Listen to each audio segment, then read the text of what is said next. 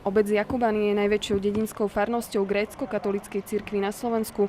V dominantnom chráme uprostred obce sa už 100 rokov dennodenne slúžia liturgia a schádzajú sa tu veriaci, a to pri tých najdôležitejších životných okamihoch. Stával sa však ťažko. Pomáhali nielen domáci, ale i ľudia zo zahraničia celých 7 rokov. Výsledok ale stojí za to. Tento chrám je taký zaujímavý tým svojím výzorom, to znamená je postavený v byzantsko-secesnom štýle, má pôdorys gréckeho kríža, takou dominantou je jeho väža, ktorá má výšku asi 50 metrov, vedie na ňu 120 schodov. Takže každým rokom vlastne tu prichádza teraz viac a viac turistov navštevovať tento chrám. Oslavy storočnice začali v Jakubanoch cirkevnými slávnosťami, ktoré otvoril domáci súbor Kečera.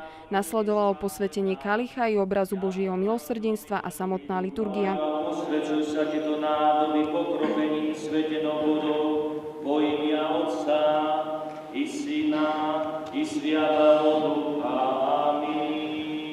Organizácia veľkolepých narodenín si vyžaduje veľa príprav a úsilia. V Jakubanoch sa nič nenechalo na náhodu. Samozrejme, že obec žila vlastne celý rok. Myslím si, že to nie je len jednorazová akcia, že tie akcie a aktivity budeme vyvíjať ďalej. Popoludne bolo hlavne o dobrej zábave. Pastvou pre oči boli folklórne súbory z Jakubian, Šambrúna, Starej Ľubovne i Lendaku.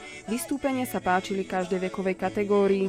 Tak sú všetci dobrí. Aspoň trošku tradície sa zachováva ešte. Si myslím, že je to dobre také. A mi sa páči pekne. Ja bola tiež na súbore v Praži.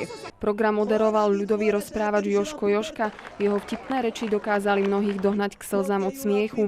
Nás ale zaujímalo, či krásna Rómka vie aj veštiť. Hej, ale len z výplatnej pásky, môj zlatý, už hej. Už z guľoch neveštíme, alebo z kreditky skore, hej. V obci s vyše 2,5 tisíckami obyvateľov sa víkendová slávnosť skončila v neskorých popoludňajších hodinách.